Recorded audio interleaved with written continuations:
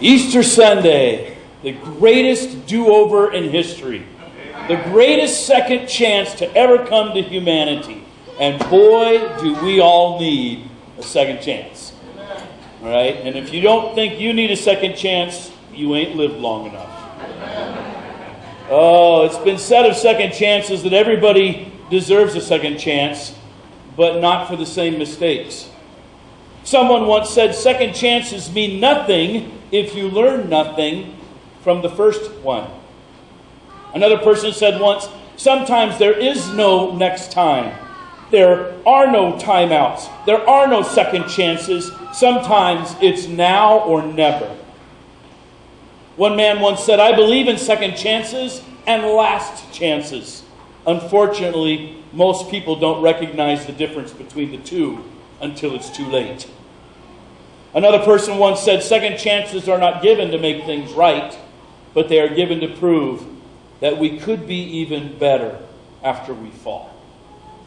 I know that at certain points all of us have thought through what it would be like to get a second chance to do over some moment in our life. Some decision we made or some mistake that we made. If we could go back and redo that, many of us would say, oh, I would love to get a second chance on that one. The Apostle Peter had a moment in his life when he blew it. And he blew it in such a huge way that there was no going back. And on Easter Sunday, he came to the dawning realization that, miracle of miracles, a second chance was offered to him. And when we look at his story, there's stuff that we can learn from it. So we are going to look at Luke chapter 22. If you don't have a Bible, these Bibles are all over the place. If you need one, slip your hand up. Maybe the ushers will get you one. There's some extras on the tables here. And we're going to look at Luke 22. If you brought your own, you can dig your phone out and go to Bible Gateway. And there's the Bibles available on your cell phones nowadays. So Luke chapter 22. And if you're using, we're going to go to Luke 24. If you're going to use one of these, it's on page 722 on one of these blue and white Bibles. So I'm going to pray before we begin reading.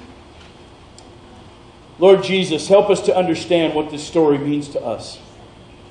That 2,000 years ago, an event happened in history which was powerful. And it had to do with you. And that you rose from the dead. And here we are all this time later, still in many ways wondering, what does it mean to us? What does it mean to me? What does it mean for society? And so I pray as we open up your word today that you would speak through your word to our hearts, to our minds. You would show us, Lord, how that matters to us. May your Spirit be present in this room as we just begin to study you and examine your word. We ask these things in your name. Amen. All right, Luke chapter 24. Now, if you're not too familiar with the Bible, the Gospels are 4 different accounts of the life of Jesus. And so Matthew, Mark, Luke, and John are 4 different writers who wrote at slightly different times, and they wrote many years after the fact, not hundreds and hundreds, but like a decade or two after Jesus had lived, when they realized the apostles were dying out, we better write down the life of Jesus. So Matthew wrote his gospel first. Most people think he wrote it in Hebrew. Then along comes Mark, and Mark wrote his, and then later Luke wrote his, and then John wrote his. So the 4 Gospels are 4 different accounts of the life of Jesus. And sometimes when you want to unpack the fullness of the story, you have to look at all 4 because someone left details or put details in there that others left out. So we're going to have to jump around just a little bit, but I'm going to try to stay mostly in Luke 24 as we unpack this interesting story of Jesus. It's Sunday morning.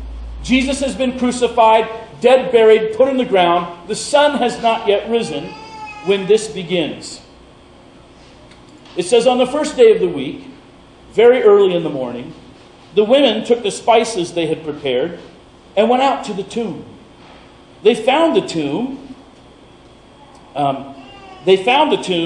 But when they entered it, they did not find the body of the Lord Jesus.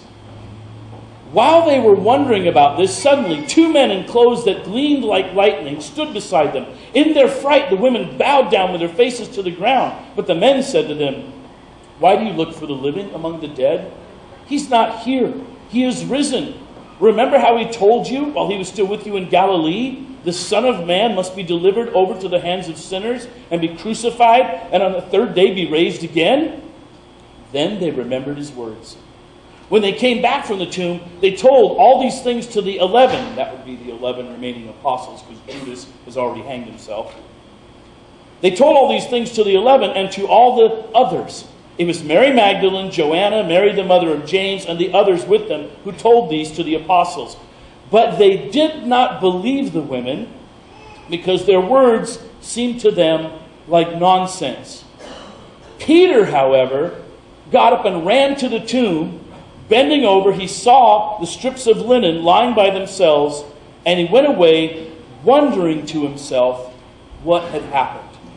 Okay, up to this point, it's kind of interesting. So these women arrived. They've got these spices. Jesus was hurriedly buried. They brought him down off the cross, and they had to do a very hurry-up job to bury him because as the sun was setting for a Jewish day, the day begins at sunset. And so the Sabbath was about to begin at sunset, so they had to get Jesus down off the cross on that Friday night before the sun fully set. They didn't have time to do all the preparations of washing his body and embalming it and covering it in spices. They hurriedly wrapped it in some linen. They threw it in the tomb.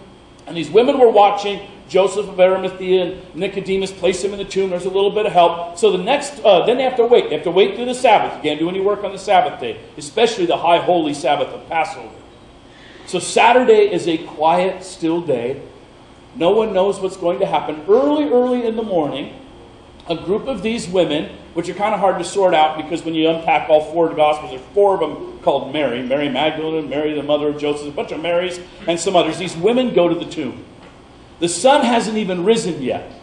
But it's for them, the day started at sundown on Saturday night, so it's a new day for them. And they go to the tomb, and they're thinking, well, we're going to embalm, we're going to properly deal with Jesus' body now because we didn't have time to do it Friday night. Their plan is to go in, wash the body, embalm him with the right spices, and get the tomb back. They're sort of having this issue about how are we going to roll that stone away? Well, there's enough of us women, we might not be strong enough. Let's figure this out. But when they get to the tomb, the stone has already been moved. And they're a little bit alarmed. They go in, and there inside the tomb, they see that there's no body here. There's just the strips of linen that Jesus had been put in on Friday night. And suddenly, two angels stand there, poof, right with them, shining in huge light. And one story says one angel, because it depends on which woman gave the story on, hey, I was facing this way, I didn't see the other guy, I saw this one. And this one says to me, why are you looking for the living among the dead? He's not here, he's risen just as he said. And then they remind them, remember all the times he said the Son of Man would be crucified and he'd be dead and buried 3 days and rise again? And to me that's like, how do you remind someone that you said that, right? You'd think those would be words that would stick in your memory. But I think what was happening to him is all the times Jesus said that, people probably turned to each other and said, what do you think he means by that? What kind of symbolic language is that he's using? What do you think he means when he says the Son of Man will be crucified?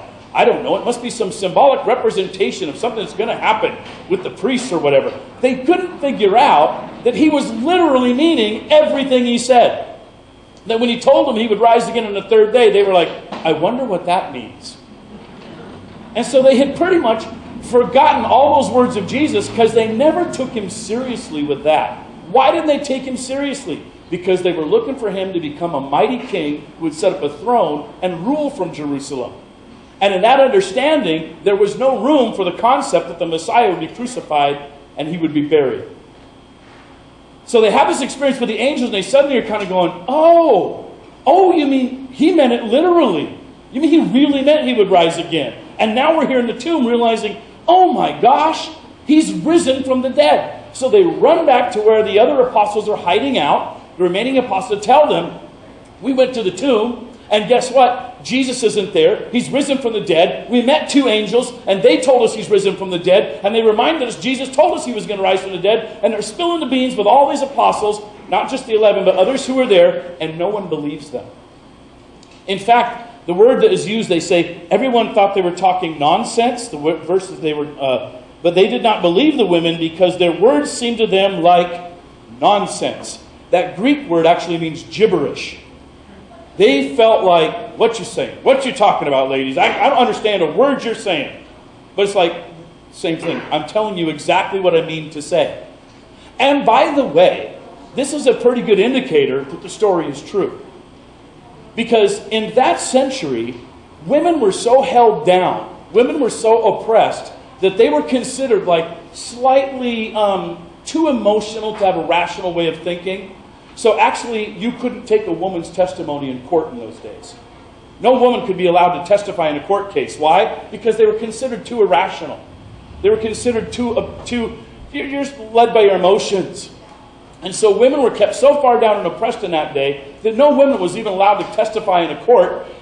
So when they wrote this story, and the first people testifying are women, to most of the culture, that would be a proof of, yeah, you don't want, if you're going to make this story up, don't use the women as the ones who first noticed this, right? Because everyone thinks in that century they're a little insane. Use somebody reputable. If you're going to make up this story, use reputable people who would see the tomb be empty. One of the indicators that this story is true is they don't even bother sort of trying to mask that. Like, nope, first people to know that Jesus rose from the dead was this group of women. And they're the first ones to give testimony to it. And Jesus is like breaking things open because he's choosing, you guys don't think much, but I know better than you. I'm going to use this group of women to be the first ones to understand the universe has just changed. Right? So he tells them first. Peter goes in, and it's interesting because the parallel account that the Gospel of John tells us is that young John went with him. So Peter and John are the only two guys thinking, hey, maybe these women mean what they say. Maybe this isn't gibberish. Maybe something's going on here. They run from where they are in the room, run to the tomb, and in the Gospel of John, it says John gets there first, but he won't go inside. He's too scared. Peter is the one who goes inside, looks in the tomb, and just like it says here, Peter, however, got up, ran to the tomb, bending over, and that means he went inside the tomb. He saw the strips of linen lying by themselves, and he went away wondering. Weird translation of that word. It actually means marveling, amazed. Every time that word occurs in the New Testament elsewise, usually Jesus has just done a miracle, and everybody's stunned by the miracle. It doesn't mean, I wonder what has happened here. It's not like that. It's, I'm amazed. I'm in puzzlement. I'm like overcome with this sense of, wow, something's changed. And why is he doing that? Because he notices the strips of linen. The body wasn't stolen. How does he know? Because nobody takes time to unwrap a dead body before they take it. Right? The strips of linen lying there mean, oh no, something else has happened here. Something else has changed. And he begins to freak out a little because his story is a sad, difficult, frustrating story. Let's back up and look at his story. Back in Luke chapter 5, we have the very first time that we see Peter meeting Jesus. In Luke chapter 5, he meets Jesus for the first time, which would have been roughly 3.5 years earlier. And in Luke chapter 5, verse 1, it says, one day Jesus was standing by the lake of Gennesaret, and the people were crowding around him and listening to the word of God. He saw at the water's edge 2 boats left there by fishermen who were washing their nets, and he got into one of the boats, the one belonging to Simon. And he asked to put out a little from shore. And then he sat down and he taught the people from the boat. When he had finished speaking, he said to Simon, put out into the deep water, let down the nets for a catch. Simon answered, Master, we've worked hard all night and we haven't caught anything. But because you say so, I will let down the nets. When they had done so, they caught such a large number of fish that their nets began to break. So they signaled their partners to the other boat to come and help them, and they came and filled both boats so full that they began to sink. And when Simon Peter saw this, he fell at Jesus' knees and he said, go away from me, Lord. I am a sinful man. For he and all his companions were astonished at the catch of fish they had taken, and so were James and John, the sons of Zebedee, Simon's partners. And then Jesus said to him, don't be afraid. From now on, you will fish for people. So they pulled their boats up on shore, left everything, and followed him. Jesus walking by the Sea of Galilee one day, and he's just like teaching and preaching, and all these people are listening to him. He sees 2 boats. He grabs one. He goes, hey, who owns this boat? This guy named Simon. He's the son of Bar-Jonah. Says, oh, that's my boat. Hey, they'll put it out in the water and let me do some talking from there. So they push him out, which is nice because he uses the acoustics of the water to basically talk to a larger crowd. And so those sounds bouncing off the water, he's talking to a bigger crowd. He preaches his whole sermon, and this Simon Bar-Jonah, whose name will later be changed to Peter, sitting in the boat with him, is listening and realizing this guy knows stuff. This guy is incredible. When he's done teaching, he turns around and he says to Simon, all right, let's put out in the deep water and we'll get a catch. At this point, Simon's kind of like, oh, hey, look, you're a fine teacher, but you don't know nothing about no fishing. Right? We fish with nets.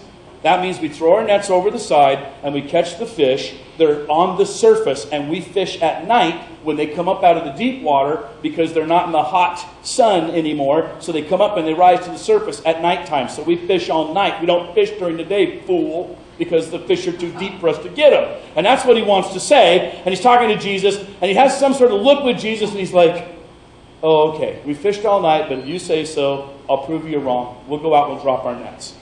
So they go out in the deep water in the wrong time of day, throw their nets over the side, and catch more fish than they've ever caught in the history of their business. Wrong time of day, wrong thing to do. They bring it back, and at this point, Simon looks at this guy and says, I've listened to you teach. I've just seen you tell me to do something that shouldn't be possible. I've been a fisherman my whole life. I'm a successful businessman. This isn't possible. And something's going on here. And whatever Jesus had taught, this burly, rough, tough guy looks at Jesus and says, you need to get away from me. I'm the wrong kind of guy for you to be hanging out with. You are a righteous man. You are a good man. You're a holy man.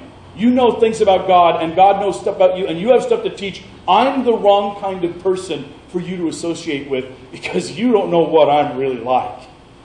You know, I'm a fisherman, for crying out loud. And that must have meant he was awfully rough around the edges. But Jesus looks at him and says, no, in some ways Jesus is like, no, you're my kind of people. You're my kind of people, and I want you with me. Your life's about to change. You've been fishing all this time, and you've been catching fish, but I'm going to change your business. You are now going to be someone who catches men. Follow me. They pull him to shore, and he actually has business partners. James and John, the son of Zebedee. Peter, his brother Andrew. These four guys own a business, and they have employees under him. He pulls them to shore, drops the net, drops the boats, walks away and follows Jesus, leaving his business behind. I mean, this guy was an all-in kind of guy. You can't imagine Peter like, well, let me have some time to think about it. He was a rough, tumble, burly, tough guy. When he made decisions, he made them, and he made them strong, and he made them hard, and he was all in. And then it's interesting because the rest of his story starts to unpack. Well, knowing that he began to participate in miracles. He began to watch Jesus do miracles, and he would be with them when all these things. He watched Jesus raise people from the dead and cure lepers and drive out demons, and he was right beside Jesus in all of this. At one point, Jesus picks 3 guys out of the 12 disciples that he has that are his top guys. He picks 3 of them to be his intimate companions. It's Peter and James and John. And he says, I'm going to take you guys. You're going to be my intimate companions. And he takes those guys. At one point, they go high up on a mountain. It's recorded in Luke 9. You have to look there. But they go high up on a mountain, leaving everybody else behind. When Jesus gets to the top of the mountain, he sort of does this thing. He goes, let me show you who I really am. And he unveils his glory. He's like, they get to see the God inside the human body. Because Jesus is fully God, fully man, both in one. And he says, let me show you the God part of me. And it's called the transfiguration. When for just a moment, he sort of lets his human body sort of fade a little bit and lets the glory shine out. And it freaks these 3 guys out. They fall on their knees. It's like this incredibly powerful, radiant, blazing light. And when the light happens, suddenly, old long dead prophets, Elijah and Moses. Moses was like 1,500 years before. Elijah was like 700 years before. They suddenly appear and start talking to Jesus. At that point, Peter, James, and John realize, you're just not an ordinary man. We thought when you did the miracles that you had like some cool connection with God, that you knew some secret things, that you'd learned stuff about God that the rest of us could learn. But now that we've seen this, we know, oh, you are something else entirely. You're not a regular human being. It would go on. They'd watch him feed 5,000. One time, after feeding the 5,000, Jesus says, y'all get in the boat, go on to the other side of the lake, I'll catch up to you. And they're like, okay. So they get in the boat, they head out. It starts being this huge stormy weather. They're in the boat, the weather's storming, they don't know what to do because they're on the Sea of Galilee, it's tossing and turning. And these are incredibly lifelong fishermen start fearing for their lives that they're going to tip the boat and drown. When lifelong fishermen are scared, and you're on the boat with a lifelong fisherman, that lifelong fisherman is scared, you better be scared too. right? I'd go fishing. I did some deep sea fishing off in the San Francisco Bay once, and once my son and I were out there, and the boat was going like this, boom, up and down, and everyone was heaving over the edge. We unfortunately didn't get sick, just threw at the rail and kind of did this whole thing. And you know what I was doing in the boat? Because I'm trying to fish for these king salmon that were going to come into the San Francisco Bay. I'm out there, and I'm watching the guys who work the boat. And I'm noticing they're calm, they're cool. Okay, we're safe. Because I would have freaked out. If I was in control of the boat, I would have freaked out. When the lifelong fishermen freak out, you know you're in a bad storm. The lifelong fishermen are freaking out. They don't know what to do. And suddenly they see Jesus come walking on the water towards them. And their response is, oh, he must be a ghost. And as he comes near the boat, he calls out to them and they call out back to him. And they're realizing, oh my gosh. And by now they're really, this is incredible because Jesus is walking on the water towards them. Something's totally, his miracles, his power is incredible. And Peter, the only one in the boat, says, if that's really you, Jesus, let me come to you. Jesus is like, sure, come on over. Peter, only human in history, steps over the side of the boat, starts walking on the water. Walking on the water towards Jesus, not because Peter had any power, but because he kept his eyes looking at Jesus. He had this faith in Jesus, and he knew if I can do what Jesus could do. And then he starts looking at Jesus, and about halfway to Jesus, he starts noticing a wave coming up, and he starts doing this, and he freaks out, and he falls in. Jesus has to grab him and pull him back up. Peter had faith that could walk on water. No one else in history had ever had that. Peter is a guy who was amazing. He'd watched Jesus do these miracles with food. At one point, in Matthew chapter 16, they've gone out and they've done some miracles on their own. Jesus sort of commissioned them. He said, okay, I can't be everywhere at once, so you 12 guys, I'm going to give you guys my authority. So you pair up in twos, and then you scatter to the towns, and you have my authority to do the miracles. Cast out demons, heal the sick, proclaim the kingdom's coming. Okay, off you go. We'll rendezvous in a few weeks, okay? Off they go. Peter had done miracles. He'd been given Jesus' authority. He'd done stuff that was incredible. And when they came back to meet with Jesus, they were like high-fiving each other. Whoa, even the demons believe in us. Even the demons are ones who were running from us. And Jesus was like, dude, what did you happen? Well, we healed the sick, and people's eyes were open who were blind, and it was amazing what we could do. We proclaimed the kingdom everywhere we went. And then Jesus stops and says, oh, by the way, when you've been out there and people were hearing about me, who do people say I am? They kind of sit and go, well, some people think you're a prophet. Some people think that you're like Elijah who's returned. Some people think you're like a second Moses. And they start having this discussion. Jesus listening to them. Then he says, okay, who do you guys think I am now? And they all shuffle their feet, kick a few rocks for a second, and sit there. And finally, one of them speaks up, and it's Peter. Peter says, well, you're the Son of the living God. You're the Most High. He looks at Peter and he says, blessed are you, Simon Bar-Jonah. That's what his name is at that point. For you didn't come into this conclusion by your own thinking, but the Holy Spirit of God filled your heart and mind so that you would have this knowledge. You know now who I really am. I'm the Son of God. God in human flesh. At that point he says, I'm going to change your name. Your name's going to be Rocky. That's what Peter means, Rocky. Right? And upon this rock I'll build my church. And the gates of hell will not prevail against it. Right? We're Catholic. You guys with a Catholic background think, well, that's where he made Peter the first and highest pope. But for Protestants, it's like, no, because he uses two different words for rock. What the word is, you'll be rocky, but upon this rock, this boulder, I'll build my church. So it's the confession that Jesus is the Son of God. I mean, Peter is all in. He's an amazing guy. He is 100% all in. Done stuff most people in human history will never do. They get to near the very end, at the Last Supper. They're sitting around, they're having the Last Supper with each other. They don't know it's the Last Supper. Jesus is the only one in the room who knows it's the Last Supper. And he's passing stuff out, and it's back in Luke chapter 22 again, as they're having the last, or Luke 22. We're in Luke 24, so back up to Luke 22. And they're having the Last Supper, and in the middle of this, in verse 33, actually I'm going to back up to verse 31 of Luke chapter 22. He says, Simon, Simon, Satan has asked to sift all of you as wheat. But I have prayed for you, Simon, that your faith may not fall. And when you have turned back, strengthen your brothers. But he replied, Lord, I'm ready to go with you to prison and to death. And Jesus answered, I tell you, Peter, before the rooster crows today, you will deny me 3 times that you even know me. The other Gospels record this same story. It's interesting because in the other Gospels, Peter actually says more. He actually says, I don't know about these other guys, but I won't fall. I'm going to go with you even to death. Oh, you're asking me, wait, you're questioning my allegiance? At the Last Supper, after we've been together 3.5 years, you're turning to me and you're questioning whether I'm going to be by your side? Jesus, I'm going to be with you. I don't care if it leads to death. I don't care if it leads to prison. I'm with you. I don't know about these other guys. I wouldn't trust them. I wouldn't stand by Bartholomew in a fight, right? But Jesus, I got your back. Of everybody in this room, I'm the one you can trust the most. And Jesus is saying, before this night's even over, you're going to deny that you even know me. And Peter's like, no way. No way. Not me. These other guys, sure, but not me. They leave the Last Supper. They go out to the Garden of Gethsemane. And an interesting thing happens, because there in the Garden of Gethsemane, they start to pray.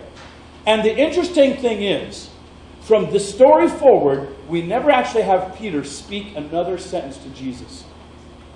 The last thing recorded that Peter says to Jesus is, even if these others fall away, I won't. I will go with you to prison, even death. The last recorded thing he says to Jesus there.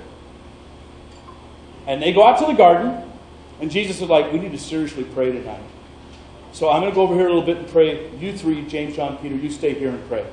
Jesus goes over to a stone. He kneels on it. He starts praying. He's in such agony that he's trembling. He's actually has great drops of blood. He's so in such agony and tension that his blood vessels in his forehead are bursting from the stress he's under. And he's actually bleeding through the sweat glands in his face. That's how much stress and anxiety he's in. And Peter and James and John, asked to pray with him, be by his side, be through this moment, fell asleep. And Jesus comes back. Are you guys sleeping? You know how stressful this moment is? Be with me in prayer. Oh, yeah, Jesus. I got your back. I got your back. Yeah. You over there pray. We'll start again. Dear Jesus, Lord, and right? They're down again. 3 times. By then, it's too late. They wake up the 3rd time, and this cohort of Roman soldiers are brought into the garden to arrest Jesus. They're brought up, and that's a crazy story. Turn with me to John. John chapter 18. Next book, we've done Luke, the next one's John. John chapter 18. We get a little more detail in John than Luke gives us. And in John chapter 18, verse 1, it says, when he had finished praying, Jesus left with the disciples, and they crossed the Kidron Valley, and on the other side there was a garden. And he and his disciples went into it. Now Judas, who has betrayed him, knew the place, because Jesus had often met there with his disciples. So Judas came to the garden, guiding a detachment of soldiers and some officials from the chief priests and their Pharisees. They were carrying torches, lanterns, and weapons.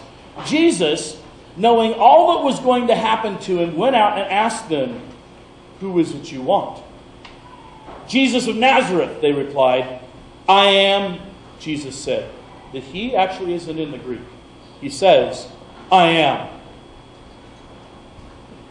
And Judas, the traitor, was standing there with them. When Jesus said, I am he, they drew back and fell to the ground. Again he asked them, who is it you want? Jesus of Nazareth, they said. Jesus answered, I told you that I am he. If you're looking for me, then let these men go. This happened so the words he had spoken would be fulfilled. I have not lost one of those you gave me. Then Simon Peter, who had a sword, drew it and struck the high priest's servant, cutting off his right ear. The servant's name was Malchus. And Jesus commanded Peter, put your sword away. Shall I not drink the cup the Father has given me? And then the detachment of soldiers with its commander and the Jewish officials arrested Jesus. They bound him and brought him first to Annas. The other accounts say, and Jesus stopped and healed Malchus and put his ear back on. Interesting story. They're in the garden. They've just fallen asleep 3 times. They wake up the 3rd time. Here comes this cohort of soldiers. And they come up to Jesus and they say, we're looking for Jesus of Nazareth. And Jesus says, I am. And they all, when the NIV says they fell back to the ground, the real translation should have been they fell back as dead men. When Jesus says, I am, guess what he's saying? The name of God that Moses heard at the burning bush. When Moses asked, who are you? What name should I give? Tell him I am what I am. God's name is I am, the ever-present, everlasting one, the one who has always been, the one who is to come. So they say, we're looking for Jesus of Nazareth. He says, I am. Woof! This whole detachment gets knocked on their rear, right? Now you would think they'd say, never mind, we're just going to go home.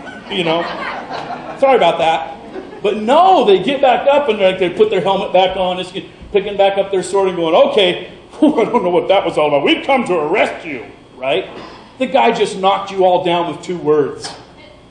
And you're going to arrest him now.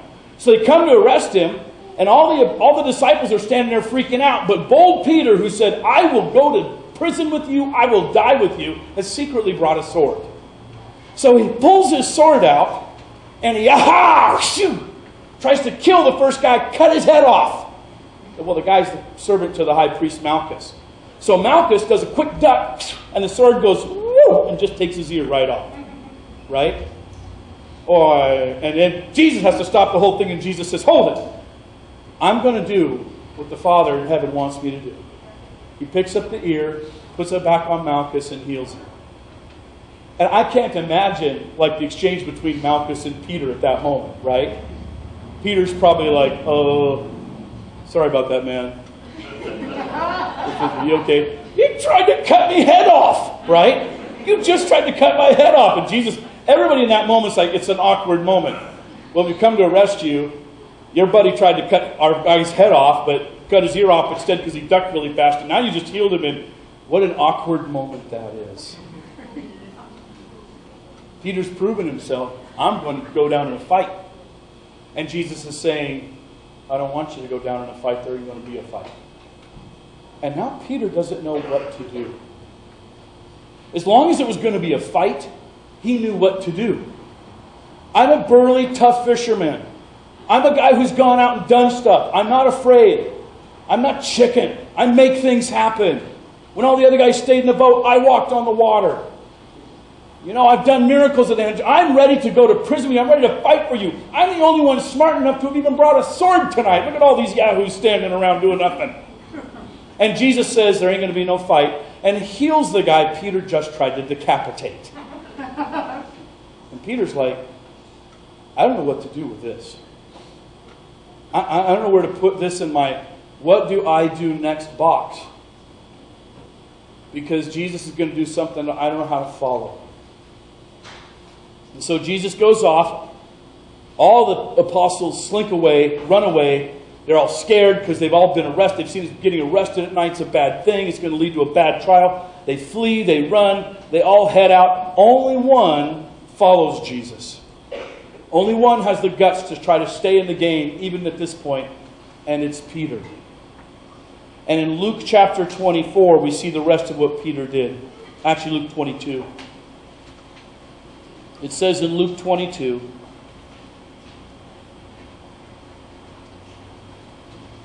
verse 54, then seizing him, they led him away and took him to the house of the high priest. Peter followed at a distance, and when some there had kindled a fire in the middle of the courtyard and had sat down together, Peter sat down with them. A servant girl saw him seated there in the firelight, and she looked closely at him, and she said, this man was with him. But he denied it. Woman, I don't know him, he said. A little later, someone else saw him and said, you also are one of them. Man, I am not, Peter replied. About an hour later, another asserted, certainly this fellow is with him, for he is a Galilean. They could hear his accent. And Peter replied, man, I don't know what you're talking about. Just as he was speaking, the rooster crowed, and the Lord, who must have been being let out at that moment, turned and looked straight at Peter. And then Peter remembered the word the Lord had spoken to him. Before the rooster crows today, you will disown me 3 times. And he went outside and he wept bitterly. The last thing that's recorded that Peter had said to Jesus to that moment is, even if all these other guys fall away, I won't. If no one else is left standing, I'll be standing. If everybody else is chicken and runs, you can count on me. I will have your back. I will go so far, I will be arrested for you. I will fight with you. I will even die by your side. I don't care what anybody else does. That's the last thing he had said. And then standing around that firelight, he denied he even knew him. In one of the Gospels, I believe it's the Gospel of Mark, it says, with curses and oaths, he disowned Jesus. Meaning he stood over that firelight and he cussed Jesus' name out, saying, I don't know that blankety blank blank blank. And at that moment looks up and sees Jesus looking at him.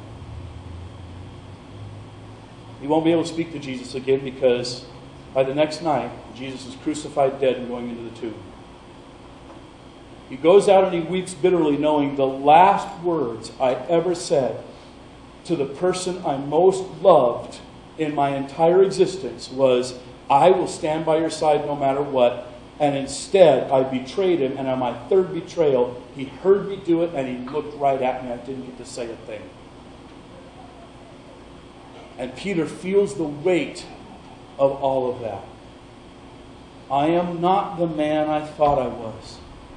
I broke the vow I gave you. I thought I was somebody stronger, and I'm not. And now it's too late, because Jesus is dead, and he's in the tomb. And there's never a chance to apologize. There's no way to say I'm sorry. There's no way to take it back. There's no do-over. It's over. That's what it is for Peter. For some of us, we know that feeling. When it comes to our relationship with God, many of us in the room, at some point in our life, made a vow to Him. I'll follow you, Jesus, no matter what.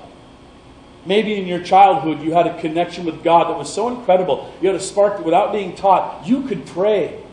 And you were praying to the Lord even as a young kid in the life situation you were under. And maybe it was a hard life that you were under. But you could pray and you knew God could hear you. And no matter what the adult world did, you had faith.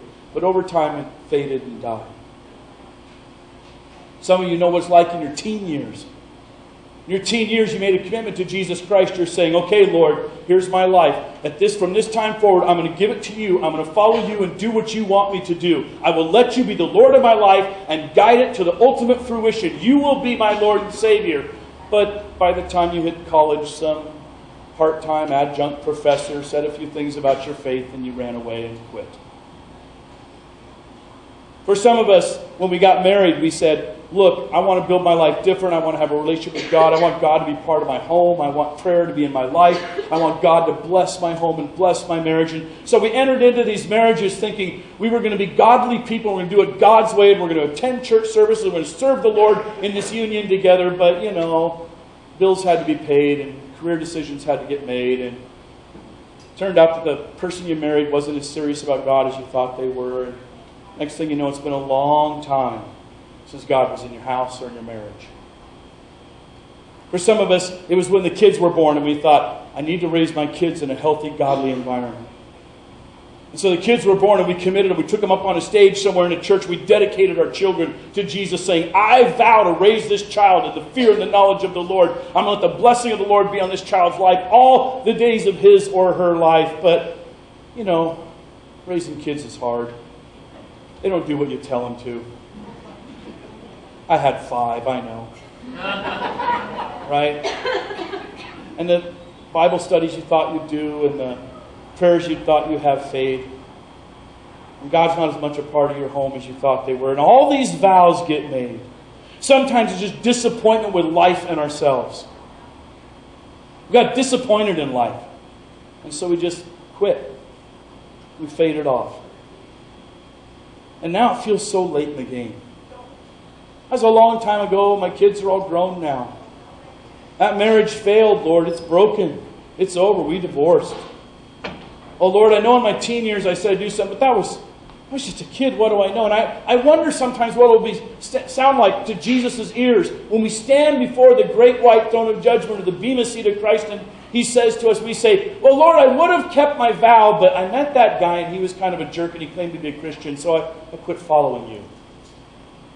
Oh Lord, I intended to be your servant, and I intended to follow you, and I intended to keep my vows, but that adjunct part-time professor had a couple good arguments, and I know I never read any books, and I never read anything scholarly. I never actually opened a book to see if there were answers, but, I quit following you because I decided you were an idiot because that adjunct professor told me you were.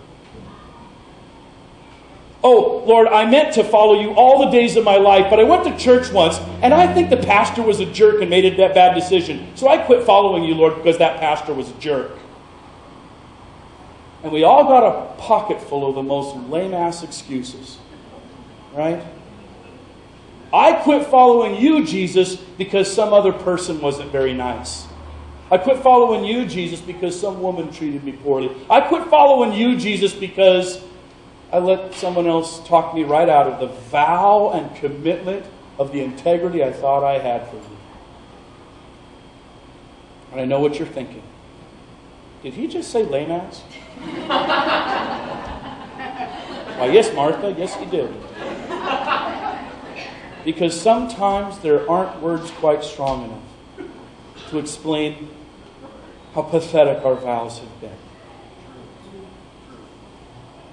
At least Peter brought a sword, and he tried to fight, which is more than most of us in the room did.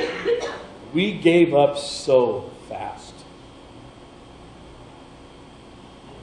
When Peter goes to the tomb on that Sunday morning, and he sees the strips of linen, he knows.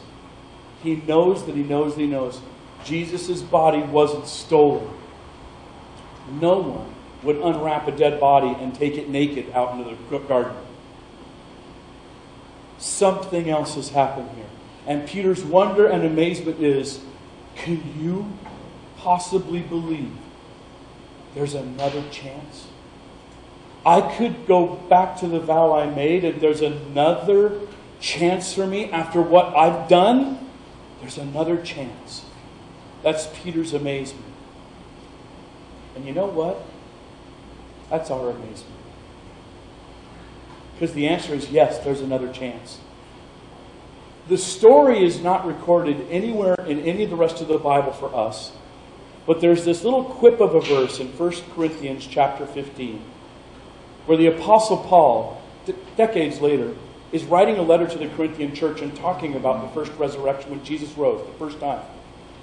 And he says this interesting thing in 1 Corinthians chapter 15. You don't have to turn there. I'll get there for you. In 1 Corinthians chapter 15, he's telling the Corinthian church, and this is 15 years later after the resurrection. And he says to this church that he's writing, brothers and sisters, I want to remind you of the gospel I preached to you, which you received, and on which you have taken a stand. By this gospel you are saved, if you hold firmly to the word I preached to you. Otherwise, you believed in vain. For what I received and passed on to you as our first importance, that Christ died for our sins according to the Scriptures, that he was buried, and that he was raised on the third day according to the Scriptures, and that he appeared to Cephas, and then to the 12. Cephas is the Aramaic term for Rocky. That's Peter's name. He's born Simon Bar-Jonah. Jesus renames him Rocky. But since a lot of people didn't speak Greek, they didn't know Petros is the word for rock. Some of them spoke Aramaic. The word for rock is Cephas. He first appears to Peter, then to all the others. I wish we got that story. It's not in our Bible. And I'm sure Jesus says, nope, that was a private one between me and Peter. It's not for the rest of you to read or consume. That was our business. But he pulled Peter in after he rose from the dead. Peter got to see him privately first before any of the others. And he restored him from the vow that he had made. He said, Peter, I know him. In John 21, he'll take it even further. He'll have another conversation with Peter. It's pretty powerful. And here you and I are all these centuries later wondering about our vows. Many of us have known for a long time that a life without God doesn't matter. It doesn't matter how much wealth I accumulate. I'm going to die and leave it all behind. They're going to put my body, at best, in a nice suit in a box and put it in the ground. That's what you get to take with you. And it doesn't even go with you wherever it is you go. A lot of us have put our time in trying to get fame and fortune or power or influence over others, only to find that fame and stuff. We have chased things, and we know deep in our hearts the only thing that will still matter in 10,000 years is decisions I made for or against Jesus Christ.